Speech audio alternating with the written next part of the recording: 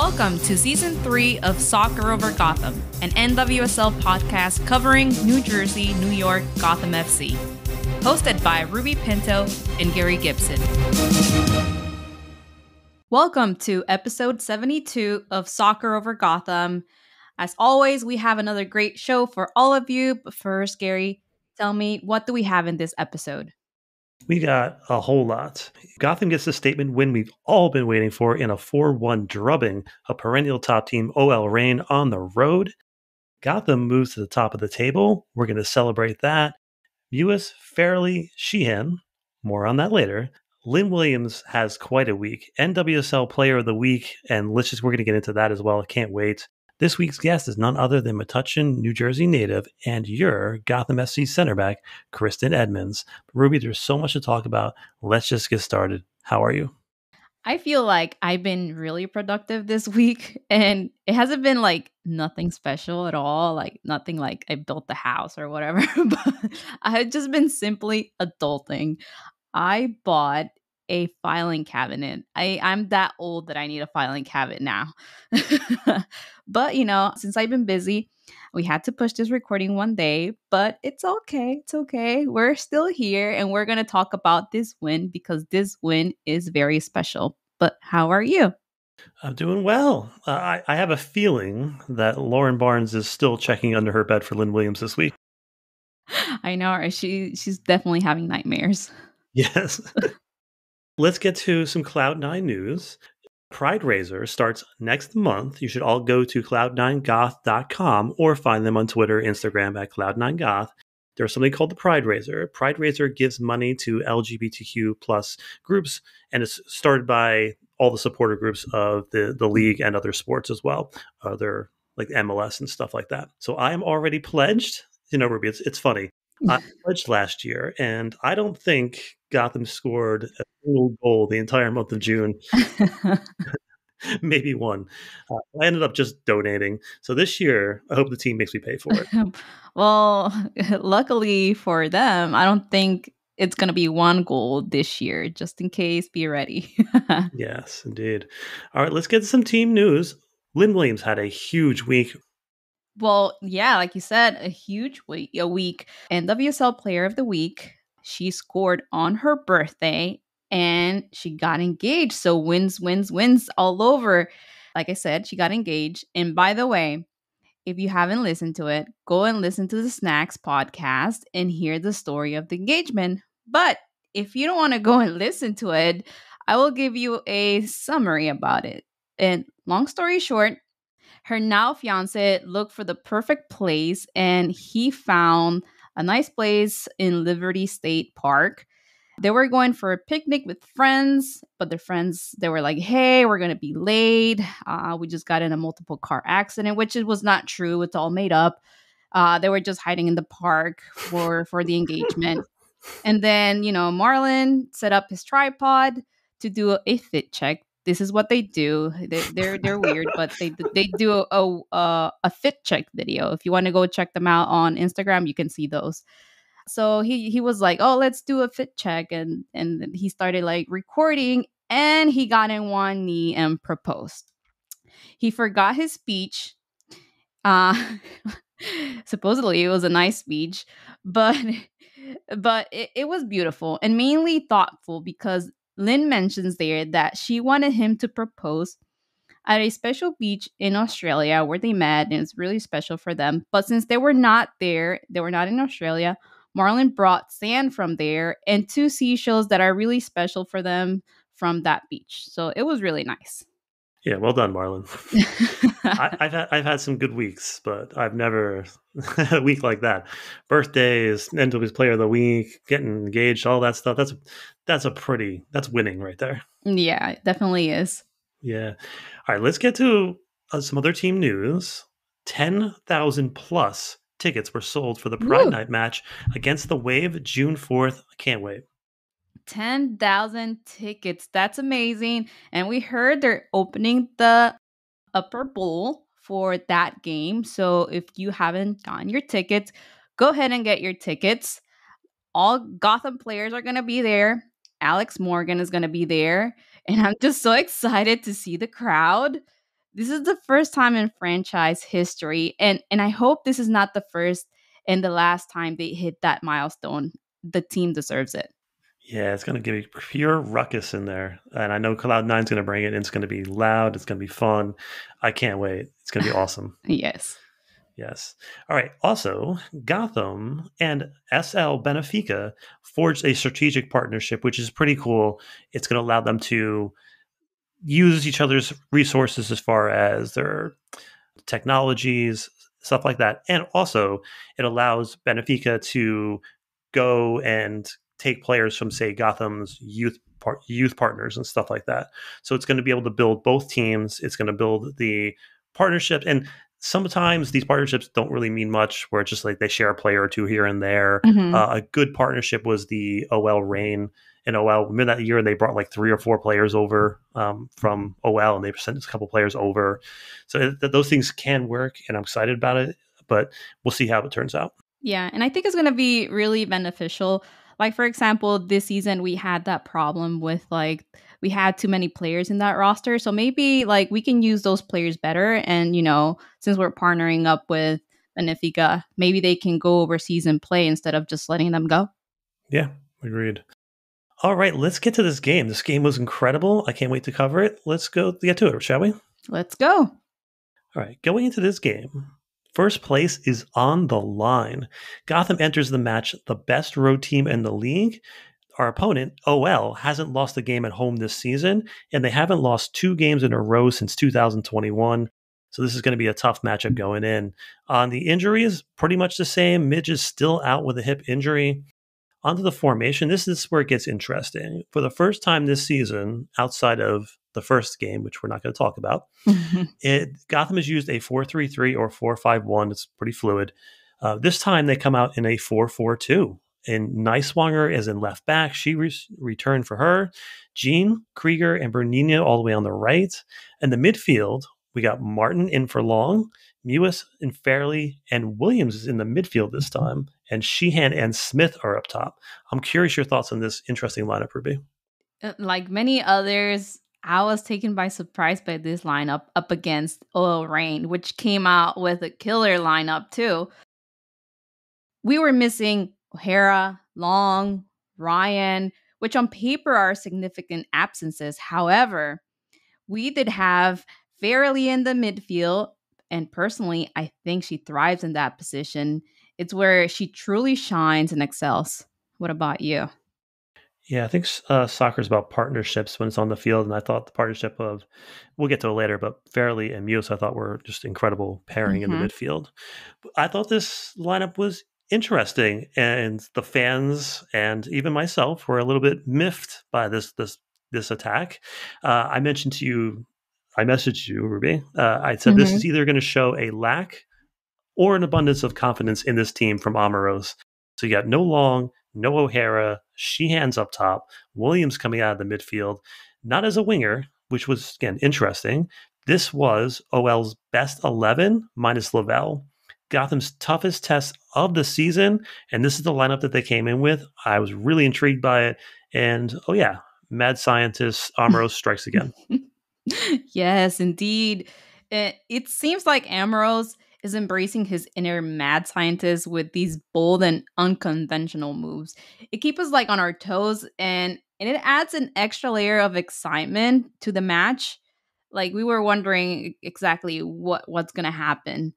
Let's see if his calculated risks pays off, and if Gotham can rise to the occasion against a strong team like OL Reign. And it's a statement to the team's adaptability and the depth of their roster. All right, let's just get to our overall thoughts and takeaways. So, Ruby, from the opening whistle, Gotham was relentlessly on the front foot, just unafraid and just executing their game plan. OL is completely caught off guard. The theme of the night is Farrelly and Sheehan's hold-up play. And Christy Mewis, more on that later, hold-up play is something that Gotham has not added to their arsenal yet. And when I saw Sheehan doing that, I was one of the first tweets that I put out on the game day. I was like Sheehan is adding something we haven't had before, which is hold-up play. So the press is causing all kinds of problems for the home side. Then comes the onslaught. So welcome back, Jenna Neiswanger. Mewis finds a streaking Neiswanger who lets off a missile. Far post, what a rocket, on a rope from distance, just picks out the far post. Yeah, that goal from Jenna Neiswanger was spectacular. The way she unleashed that rocket from distance and perfectly picked out the far post was just spectacular. It's moments like these that make you appreciate the incredible skill and precision of players like Jenna bring to the game. Yeah, I wonder what the over-under is on how many times you watched that Jenna Neiswanger goal. Right. About 25 times? Is that about? Probably more. Yeah, she's an absolutely special player. It's just such a natural. I mean, what a strike. Farrelly was brilliant here, cutting inside and holding up the play, allowing for Gotham to get everybody forward in the attack, everybody facing forward. And again, to Jenna, the confidence that she's playing with as a rookie isn't just it's mind-blowing. She's incredible. But Gotham does not stop there. 2 minutes later, Gotham pressures a turnover. Mewis finds a pocket and then gets the ball to Sheehan, who holds the ball up and gets the ball back to Mewis. Mewis plays a ball behind the back line, and Williams' pressure forces a bad back pass from Barnes. Lynn just collects and deposits the ball in the back of the net. Just so cool. Yes. Gotham is just relentless, and they just kept pressuring. In Lynn's words, in the podcast Snacks, she says, pressing makes goals. Telling you, Barnes didn't see her coming, and Lynn was just like, mine, took that ball and then back of the net. I do think Barnes is checking her shoulder at like grocery stores now, just thinking Lynn's gonna be right behind her. Right, snatch. But Gotham is relentless, right? It was just awesome. So this is what you mean when you use the words inform. So as we said many times on the show, it's not that Lynn is just scoring goals. It's the way she's scoring them. She's just calm, calculated. There's no rush. She isn't blasting the ball. She's just finishing with precision. And she just has so much confidence. And you can see it on Lynn, and you just can see it on the whole team. Yeah. I think if this is what the way Amoros wanted to play this season as a high pressing team, I don't think a player like Lynn falling into his lap could have been any more miraculous, because she's been incredible and she just fits the system to the T. Third goal came from a turnover from Smith near midfield. Again, Mewis near the 18 finds Farrelly, who holds the ball, plays in Sheehan at the 6, who calmly slots in Smith for the third goal. You know, Mewis had such all these games that she has played have been she's been so consistent. And that's something that I mentioned last season, that she had some games where she was good and then some games that she was not that great. But this season is totally different. I see her drive. I see the passion. Like, everything is just connecting. And in that play, I've lost count how many times I watched that incredible play. It's just truly incredible and fascinating to witness Farrelly's exceptional skills in tight spaces, effortlessly maneuvering through a pack of defenders. Her ability to maintain control of the ball and navigate her way out of it is just so brilliant. But what truly amazes me is her vision to spot an open teammate and delivers a precise pass. Yeah, it was to the right foot. It was perfect. But are you sensing a pattern here, Ruby? Mewis, Farrelly, Sheehan. Sounds like a song. Mewis, Farrelly, Sheehan. Mewis, Farrelly, Sheehan. Mewis, Farrelly, Sheehan. Hashtag once Gotham, friend of the show, Nicole Baxter, tweeted at us, and we deserved it. She posted a tweet a while back, right at the beginning of the season, to one of our posts and said, "Don't sleep on Delaney." And I said in last week's episode that she's an interesting player and she has something. Well, there it is. Yep. You put your finger on it and you said it. You said it. You always on the spot there. You're always saying these things and manifesting. And now we finally know what that something is. Terrific game from Delaney. she is going to be such an important player for Gotham during the World Cup, for real. Yeah, definitely. And need I remind the audience that Sinead hasn't played in 7 years? It doesn't look like it. She's so good. She hasn't like skipped a beat. Yeah, incredible. Quote for halftime quote is, "Everyone else is surprised. We're not."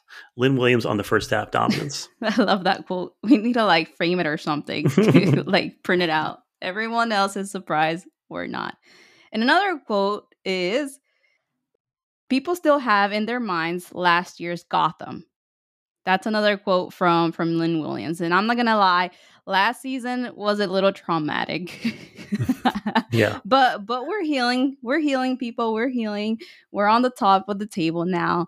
And Lynn also mentions that commenters the day before were only talking about Rain being on the top if they win and blah blah blah. They were not saying anything about Gotham, and look at us now.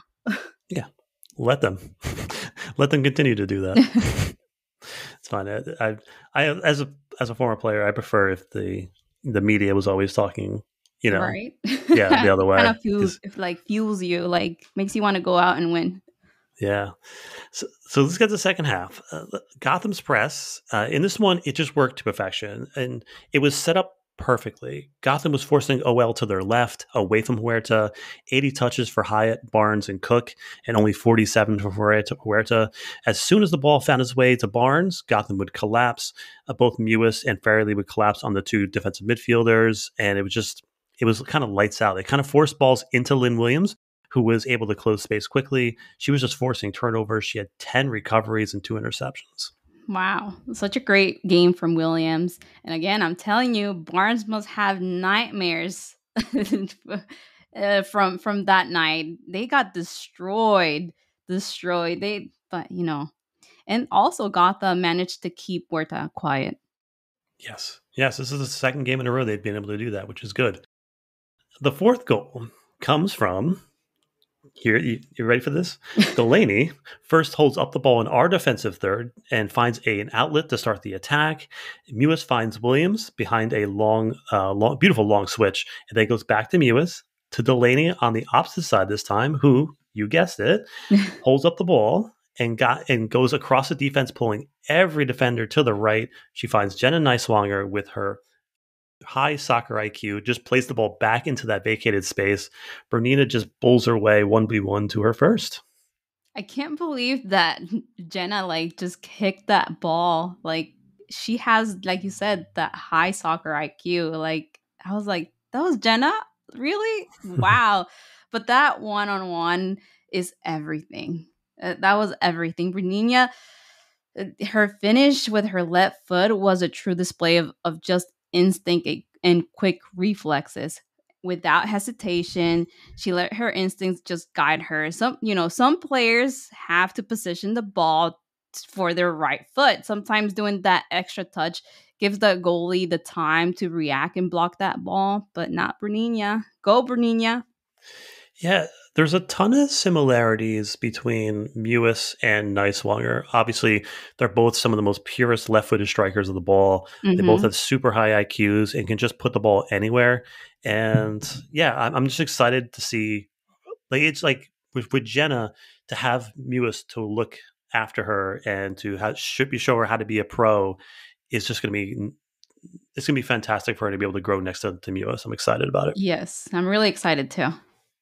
All right, so let's get some more player notes. So I felt Neely Martin was a bit underrated in this one. I think she quietly just did her job. Yeah, she was just out there doing her thing. Yeah, she was doing her best long impression, which was nice. But let's just talk about it. How ridiculous is Lynn Williams? Late in the game, Heidema is stripped of the ball at Gotham's 6-yard box, and I'm like, that can't be, is it? Yep, it's Lynn. And then she just takes off 50 yards downfield with the ball. Just relentless. She's ridiculous. Yeah, she is definitely the missing piece Gotham needed.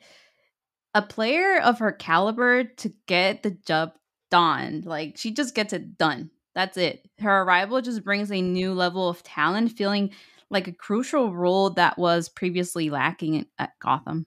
Yeah, we finally have a player on the offensive side that can match that Krieger's attitude of Mm-hmm. like nothing is perfect enough and it's not over until it's over.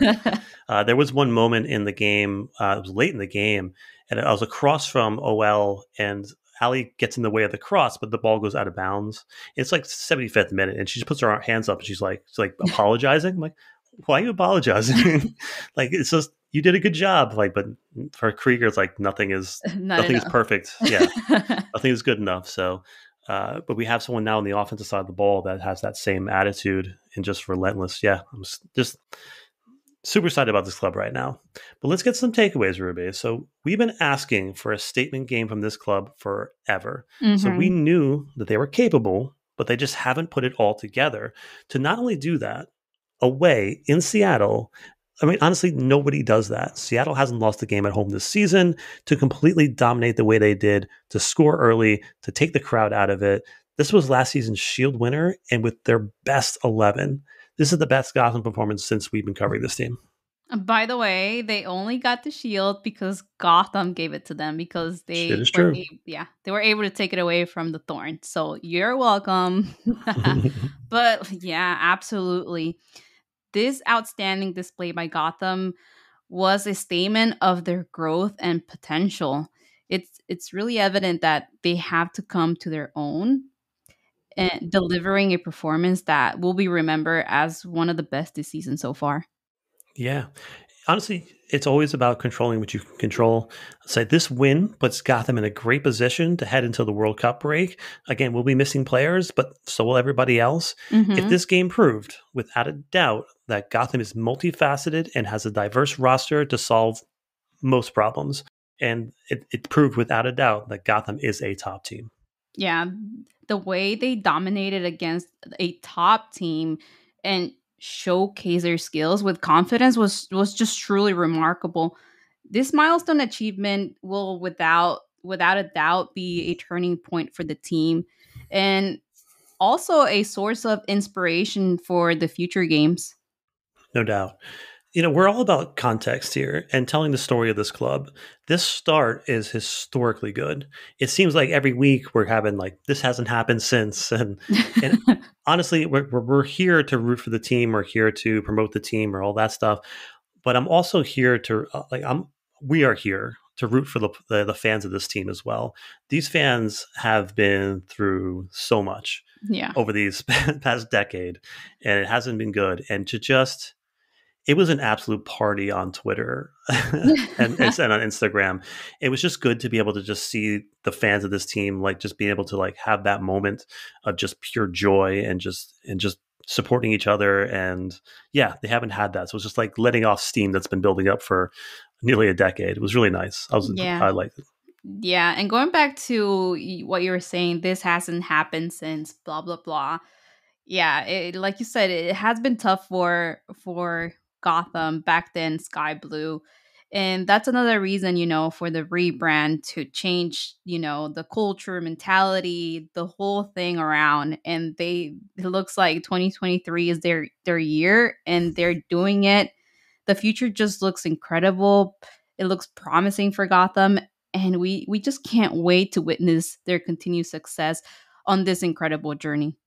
Yeah, yeah. Let's keep it going. And no one's been through more than Cloud9 as far as being like in the trenches with this team, and so it's good for them to like when I post halftime thoughts on Twitter or like the end result, Mhm. if it's not like a really good game, I don't like include them in it, just because like I don't want to bother them with negativity. So if something good happens, I'm like at Cloud9, at Yeah. Cloud9. Now imagine June 4th with over 10,000 people, and Oh when Cloud9 goes, "Let's go Gotham." It's going to sound amazing. yeah. Everybody go to cloud9goth.com, get a membership. I'm sure they probably still have memberships available. Do it. And even if you can, even if you don't go to the games, even if you live a million miles away, they deserve it. So Yeah, support them as well. they also have tailgates, so if you want to join the tailgate, go on their Twitter. They post the location and time there all the time. And merch. Get their merch as well. Speaking of merch, I'm drinking my tea out of my Soccer Over Gotham podcast mug. We also got merch. We do. But we're going to upgrade. Next upgrade for us is our microphone. So buy our merch so we can take that money and put it into microphones. All right, let's get back on track. The post game quotes. So from the preseason, the team thought Sheehan could help at the number 9. This is from Amoros. He says he credits her hard work and learning position. Her performance is what Gotham is all about. Credits her, of course, her hold up play. Yes. And now we're all watching Delaney, and I don't know what's next for her. Maybe she could score next time. Yeah, maybe. Lynn says this year's Gotham, again, is not last year's Gotham. They are a team that stick together. They came out. They knew it was going to be tough, but they believed in themselves. And from the second they got off the plane, they went at it. She also said that this game was one of the games she had the most fun in a long time. Yeah, it was fun for everybody. It's fun when you're winning. Yeah, it is. All right, so what is your stat of the game, Ruby? Gotham with 14 shots and 7 of those on target. That's amazing. Yes. And, speaking of shot on goal, Bernina put on a show in this one. Not only did she get a goal, but she completed 80% of her passes. She completed 100% of her dribbles, which were 4. 100% of her tackles won. 8 for 10 on combined duels. Super talent. Oh, yeah. And 100% shot accuracy. And she scored a banger. She certainly did. All right, let's get to our player of the week. So over on Twitter at @OverGothamPod, speaking of the party, fans chose everyone. Thanks to the fans who voted. Do you agree, Ruby? I say everyone as well. We had 4 goals from 4 different players. This was a team effort and couldn't have done without teamwork. So teamwork makes the dream work. What about you? Of course, yes. But I really want to shout out the coaching staff in this one. As we talked about from the formation and all that, this was a bold game plan, and it worked 100%. Mm-hmm. Also, you can tell the vibe in training and around this club is just good. Every player seems to be playing with confidence and with little doubt in them. Again, Jenna does not take that shot if she's not confident. So it feels like this team is scarily improving each week, and we can put out any lineup we want, and we're going to get a result. It feels amazing, and this feels like a team without a ceiling. And this is just the beginning. This team can win the Challenge Cup and also claim the championship. The possibilities are endless, and if they keep improving, playing with joy and having fun on the field, they can win Challenge Cup and championship. Yeah, let's get over to standings. Gotham sits on top of the table. Say it louder for the people in the back. On top of the table, people. How good is this to feel to say that? And I saw on Twitter, it was like, when was the last time Gotham was on top of the table in like a part of the season that mattered? I'm like, I don't think ever. So this is a good spot to be in right now. Actually, there was a tweet. I have to find it. And I think the last time, let me see if I screenshotted it. Probably the first season. Yeah, something like 2013. Yeah. If I remember correctly. I think that's where the star comes from, I think. Yeah, it was somewhere in 2013 that Gotham was top of the table. Yeah, it's been a long time. We were top of the table last season after the first game. And it went all downhill from there. Yeah. All right, let's get to our next opponent. This is going to be another really, really important game. Again, it feels like a playoff game. And if Gotham wants to prove that they are a top team, this is a team we have to beat. So can Gotham, the best road team in the league, beat the top 2 teams in the league back-to-back on the road? Washington has scored 10 goals in their last 5. So this is interesting. Both teams are tied in goals per match at 1.4, and both teams are tied for the lowest goals conceded in the league. Both interesting. Yep. So Gotham faces yet another challenge, testing their ability to maintain their position at the top of the table yet another week. So let's go Gotham. Yeah, so what are your thoughts on this matchup, Ruby? So the stakes here are high. And right now, all eyes are on Gotham as they face the Washington Spirit. And a key objective for Gotham is to neutralize the threat posed by Trinity Rodman, Ashley Sanchez, and Hatch. And by effectively shutting them out and disrupting their attack, Gotham can gain a significant advantage here in this game. They also have to dismantle the Washington Spirit's defense and then finding gaps and their weaknesses. Farrelly is really good at finding those gaps, so I think they'll be good with Farrelly there. And with a well executed game plan, Gotham can win this game. I agree with you. I think Gotham can win this game. You know, a week ago, I would have looked at this matchup with a bit of trepidation. But at this point, I say bring on all comers. Let's go. I'm really interested to see how this team approaches Rodman. The last time we played Washington, she was not playing, I believe. So Brunina, as good as she's been, she may not have the top end speed to keep up with Trinity from getting just behind her all the time. I mean, few players do. That's my only really concern. And then obviously fouling around the box. Let's not let Sanchez have those again. She doesn't know. It doesn't end well for us. Mm-hmm. So what are we manifesting this week? So I'm manifesting another dominating game with another 3 goals. Can someone just get a hat trick? Let's do it. All right, let's do it. I'm still going to manifest until she returns mid-purse back in the 18. Yeah. All right. Any random thoughts before we close out? So I didn't, but I do, because my poor puppy, my dog, Odie. So I'm the one that usually cuts his hair because, like I do a pretty good job, I say. and I don't have to pay someone to do it for me since I know how to do it. So I cut his hair, and his hair is a little long right now. Haven't had time to cut his hair. And of course, my wife got bored one day and decided to cut his hair. It's really bad. It's really bad. Like, he has like long patches here and there and like short hair on the other side. It's so terrible. Like, I'm like, poor dog. So my mission this weekend is to like fix that haircut. I'm gonna take pictures before and after, but poor Odie. Is it like a little kid with they every little kid does that where they get the scissors, they cut their own hair. It's like that. Yes. Yeah, like they're cutting their hair, but it was not a kid. It was my wife. Yeah. Oh my God. Yeah. So I gotta cut his hair. That's my mission this weekend. Yeah. Do you have any random thoughts? I don't. I'm just ready to go talk to Kristen Edmonds, shall we? Yes, let's do it. It's a great interview. Let's go.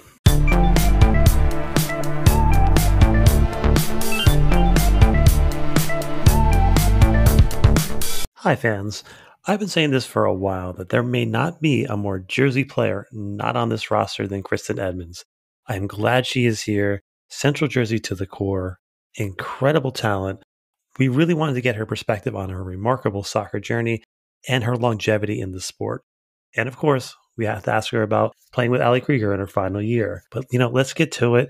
Here's our conversation with Kristen Edmonds. Your mom is like, she really has a big personality, and it's kind of a big deal in this space. What can you tell us about her? I mean, yeah, Mama Edmonds. She loves that people know who she is. But I mean, yeah, my mom's like my ultimate number one, like, number one mom, number one supporter. Like, that's definitely her. Yeah, she's super involved in my career and has just been kind of everywhere I am. Even though I was overseas for a little bit, like, she, my family was always like watching the games. We would, and then even like when I was overseas, I'm a big EPL fan, Manchester United, let's go. And I couldn't watch the games. I would like FaceTime them, and they would set up the phone, and then they would have all the games recorded, and they would like set it up so that I could see the TV. But yeah, she's awesome. My whole family's amazing. Like, having her, in the stands for these games is pretty special for me to be this late in my career, kind of coming full circle and being back home. But yeah, Mama Edmonds is she's her. Yeah. No, we love that she follows us, and she gave us a question to ask you. She just wanted to hear that you love her cooking. Yeah. I love her cooking. I love her, and I love that she is so invested in my career. So, Kristen, let's take a little bit back to growing up. What was it like growing up in Metuchen and playing soccer in Metuchen? Well, Metuchen's a tiny, tiny, tiny town. So like I grew up on a dead end street. I feel like I had, I had the best childhood. Like I was outside all the time. I barely watched TV. I'm sure I watched some TV, but like people always ask me like, "Oh, what was your favorite like TV show as a kid?" And I'm like, I don't know, but playing basketball with my neighbors was fun. Um, so like, yeah, and there were a lot of kids on my street. I basically grew up like playing boys in soccer and every sport that I've played as a kid. Yeah, my town was small, so everybody kind of knew everyone. High school was tiny. So I feel like that kind of molded the way that I like what I wanted to do after college. I kind of like wanted to just kind of go see the world and go to like a giant school and kind of like let my wings kind of fly a little bit. But I mean, growing up in Metuchen was great. It's super safe town. Like I said, I grew up playing a lot of boys in my local town team. Like because our town was so small, it was like girls and boys played soccer. And then I went to like a little bit bigger of a town to play on their team. And then a little bit bigger of a town after that. And then I finally joined a competitive club team. I think maybe like right before high school or maybe right when I got into high school. But yeah, I can now appreciate, when you're young, you're like, there's nothing to do here. I'm so bored. But now I can appreciate where I grew up. I love my town. Like my brother and I always joke, like if we could pick one place to raise a family, it would be in Metuchen. But it's a great place to grow up. And it definitely helped kind of mold me into who I am today for sure. And not every player becomes a pro. Like, again, I'm from Bridgewater. I think it was me. I think I was the only one who made it to like a small, low-level pro. And then obviously Casey Murphy has done us a good service by becoming the player that she is. But what makes you different than coming from Metuchen to go pro? Like, what makes you different? I think I just had like this like refuse to lose attitude. I love to win. And when I say win, I don't just mean like I love to win like a game. Like I love to win at life. But like I think I just like hate to lose more.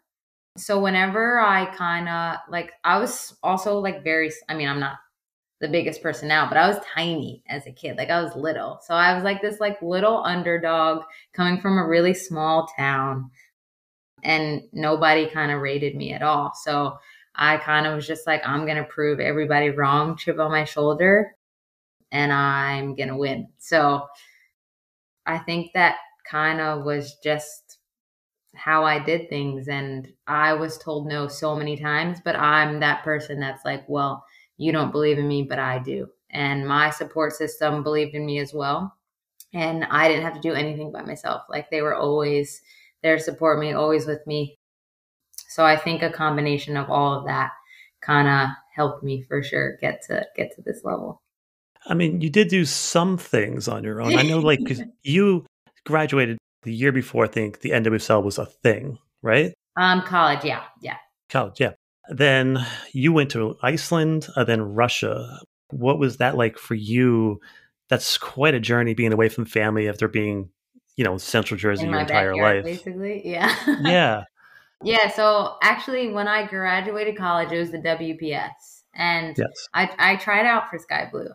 I didn't make it, but I tried. And then so I actually like lived in the Hudson Valley in New York for 2 years because the second year I tried out again and was cut again. So I lived up there and I had a really, really, really good coach, probably one of my favorite coaches I've ever played for. Jesse Comel, he owns Quick Strike Lady. Well, Quick Strike is his club up there, but we were the Quick Strike Lady Blues. And yeah, this opportunity came up to go overseas. And I was kind of like, all right, well, this is how my journey is going to start. Like it's not going to be a straight line, but it's going to be fun. And being home for so much of my life and, wanting to travel, wanting to see the world, wanting to learn different languages, I was like, this is a great opportunity for me to do two things that I love and combine them.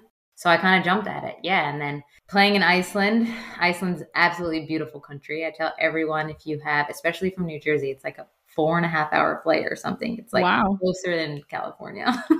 Yeah. It's an absolute beautiful country. I was there for like 6-ish months.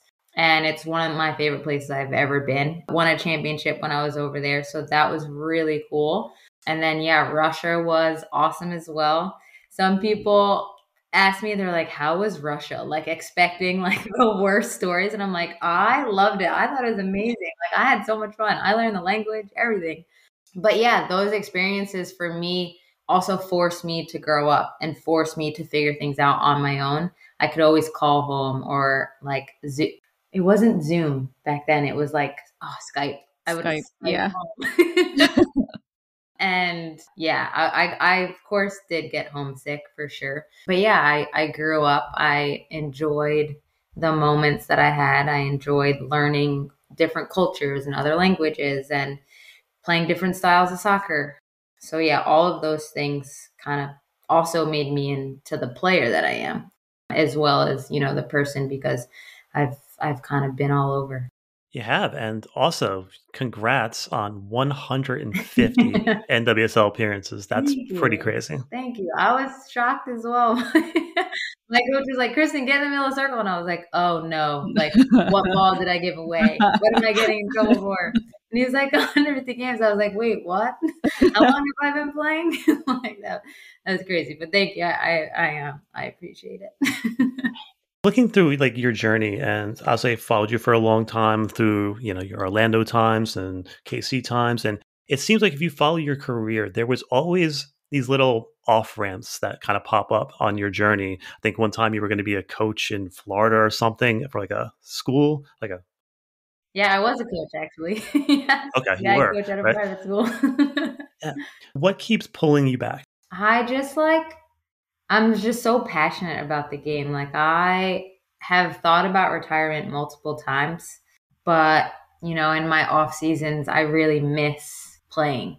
And I think that's like why I always come back. I'm sure there will be an off season that I'm like, I'm done. People who have retired tell me like, you'll know when. And I can honestly like feel that it's coming, but I'm just not ready to kind of hang up my boots just yet, because I think when I'm done, like I'm done. I don't know if I don't know if I'll coach. I don't know if I'll stay around the game in some capacity, right? But like I feel like I will kind of just transition to something completely different. But yeah, I just like it's still fun for me to go out to compete. I still want to win championships. I still want to be the best. So, and I'm still learning the game.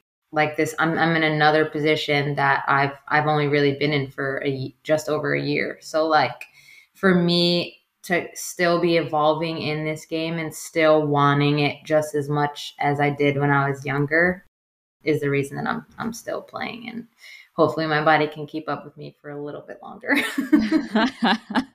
I think you'll be fine. You look really fit. Looks can be deceiving.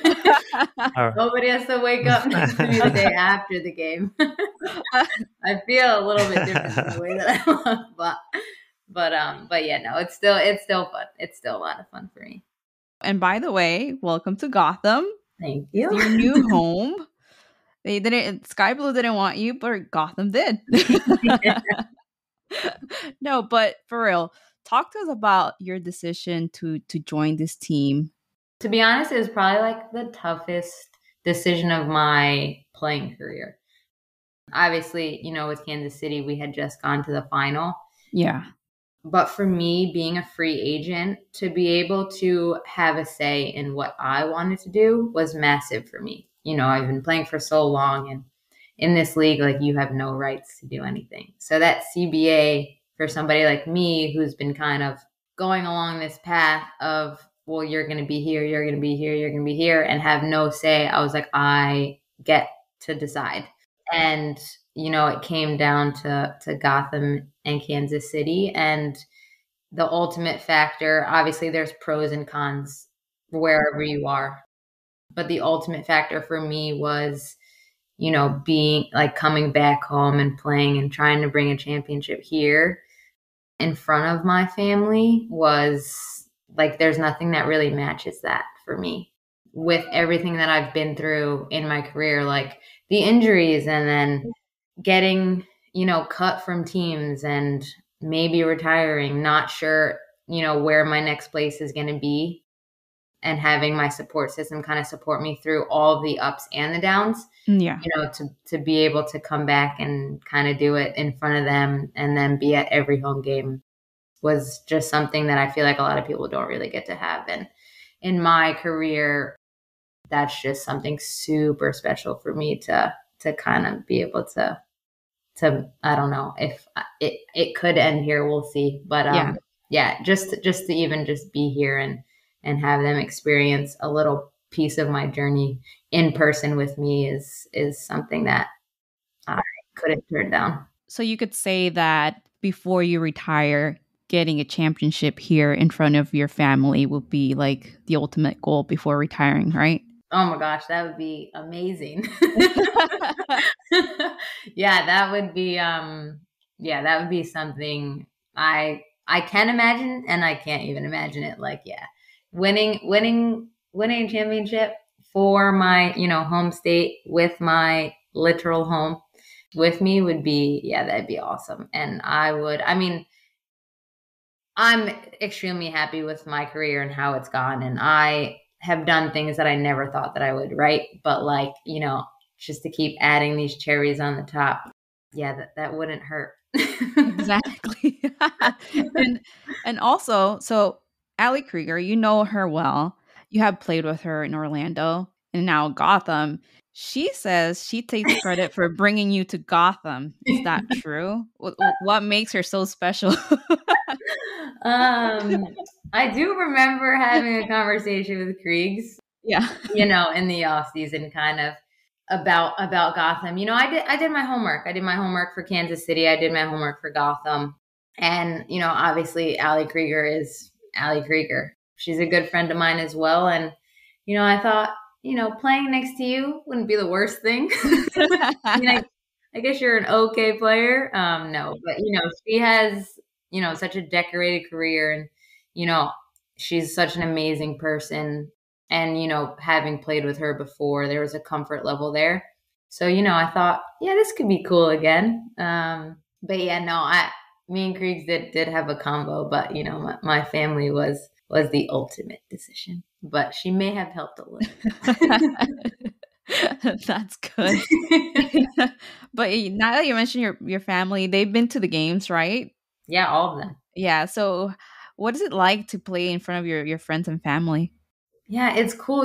One of my like childhood best friends was at one of my games. Wow. And, like those moments are really cool. A girl that I went to college with was at one of my games.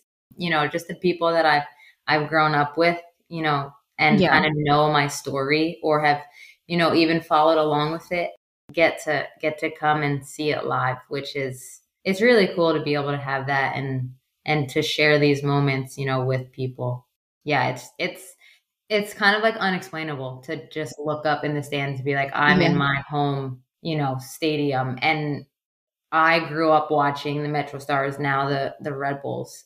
I grew up coming to these games. So like literally being here, playing in the stadium, looking up at them it's kind of hard to explain, but it's special for sure. Definitely special. I mean, you feel the love, even though they're in the stands and you're in the field. If you see, that familiar face, you just feel the love. And like it gives you an extra like motivation to play well and do it in front of the fans and your family. Yeah, it's cool. And you mentioned earlier that you've been trying to stay in the sun more now. Do you miss the New Jersey weather at all? No. No. I honestly, like, I'm pretty excited for the fall because I'm a big nature person and I love the colors. And like, I'm excited to, kind of go on hikes and just see all the leaves change. Sometimes when I come home for the holidays, I miss that. Like, I'm like, oh, I hope there's still leaves on the trees. And I get home and like there's like it's 2 degrees and the snow is coming. And I'm like, dang, I missed it. But I'm really excited for the fall. But yeah, I don't miss we truly have 4 seasons here. And I definitely don't miss the cold. One of my teammates, they were like, "Are you okay?" And I'm like, "Yeah, I'll be much happier when the sun comes out and it gets a lot warmer." Like, I just, Okay, what's warm for you? Like 70, 80? yeah, I mean, if there's an 8, I'll be in shorts. You know, Okay, yeah. 70s, I'll probably still be in pants, but 70s is acceptable. But it's just like we had like a week of really nice weather, and today I was training in a quarter zip and pants again. And I'm like, what's going on? Yes, Where's the warm weather? I'm ready for it. I'm here for it. I I thrive in know. the heat. So I'm ready. It was literally like a free 7-day trial of like good weather. Like, Yeah, here you go. it to come back. And yeah, and I'll then pay for yeah, it. I went to take out my dogs in the morning and I was like, what the hell's going on? Like, why Yeah. is it so cold? Yeah, both my dogs are Floridians and they also don't enjoy the cold. Aw, I have 2 dogs. One is from Florida and the other one is from Bolivia, so he's Wow, international. Yeah, they're both rescues. And then I know you love mine's too. dogs. Yes, big animal person over here. And I know it because, well, I did my homework too. I was looking you up.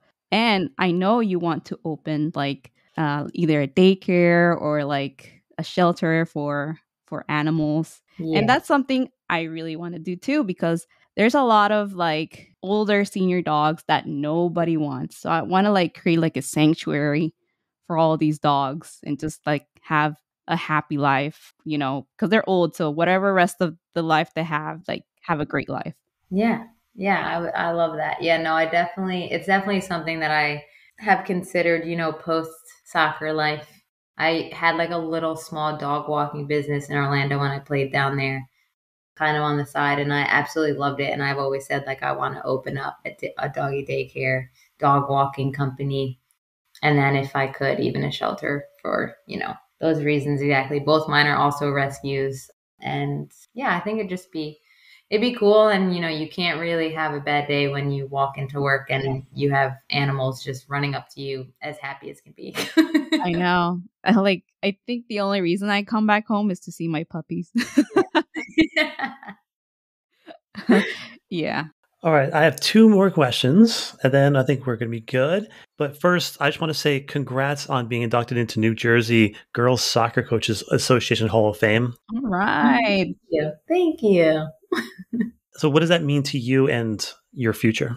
It means that I've inspired another generation, and people have recognized, the hard work that I've put in. And like I always say, like my road to here was very bumpy, up and down. I've taken detours, but it was all kind of worth it.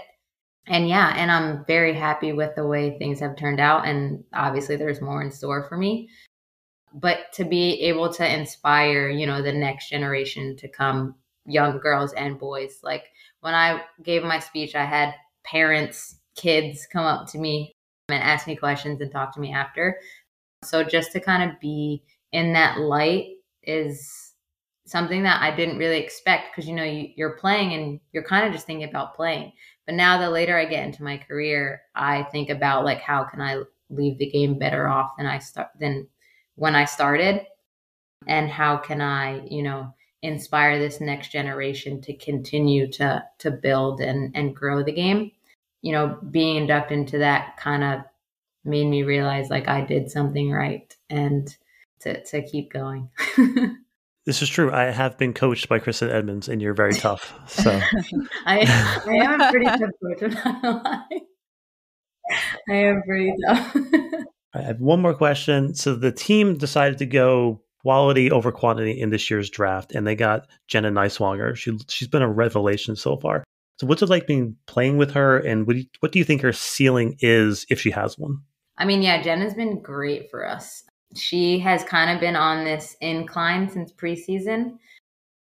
I've been out of college a while now, so I don't really know a lot about, the draftees that anyone picks up really. But yeah, Jenna's kind of come into her own, and she can play in multiple positions. I think outside back might be a little new for her. When she was thrown into it in that LA game, she kind of looked at me with like a deer in headlights, and I was like, I got you, don't worry about it, you'll be great. And yeah, she's stepped up to, any challenge really that anyone's given her. And I think she's going to be a great player. She's got a really long career ahead of her. And, her ceiling is as high as she wants it to be. She's got a pure left foot, and that's hard to come by. So, I think she has a ton of potential, and to already, be getting minutes and significant minutes and to be contributing. She has a goal already, assist. So she's killing it so far. And I think that she's going to be really great for us. But before we leave, like I said before, I did ask some on Instagram if anyone wanted to ask you anything. I have a couple more questions. These are from the fans. And one of the questions says, what's like switching between center back and full back? Yeah, one of them's a lot more running than the other, which I appreciated when I was younger. No, I'm just kidding. Yeah, center back. When I play center back, after the game, I'm exhausted, but I'm mostly like mentally exhausted, like just from thinking for 90 minutes straight. You always have to be on. Outside back, I kind of get a little bit more freedom, so that's a little bit more fun, and I get into the attack more, and maybe I can get a goal this year and assist. Let's go. But yeah, they're very different in my eyes, and I play them extremely different as well. But I enjoy them both for sure. And the next question is, since joining Gotham in the off season, what's like playing with your new teammates? My teammates are great. I feel like, you've been in the league for so long, you kind of know everyone or have played with everyone somewhere. So I feel like I've known most of my teammates, and I've also, like Kriegs, Abby, I've played with a few of them. So I wasn't really nervous coming in or anything like that. I was excited because, when I played for other teams and whenever we played New York, New Jersey, it was always a really tough game. And I remember being like, oh, this is going to be a grind to get through them. So I'm kind of excited to be on the other end and to now help contribute to be a nightmare for other people to play. So yeah, I'm happy to be with everybody. Yeah, and Abby was with you in KC. Now you both back together here. Yeah. That's I know, really I love that. We have a good relationship on and off the field, so that's been fun. Oh, I see. You have some TikToks with her. TikToks, yeah. Yeah. Day talks. She sometimes jumps in there with me. The game day TikTok. I look for it now. Yeah. All right. So sadly, we come to the end of the interview. We want to thank you for taking the time to speak with us.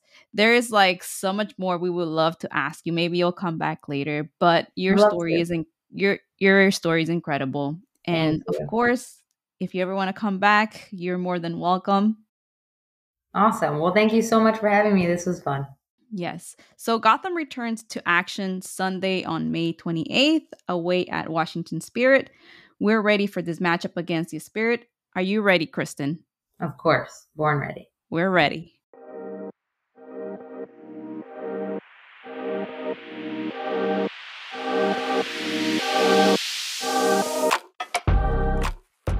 Hi, everyone.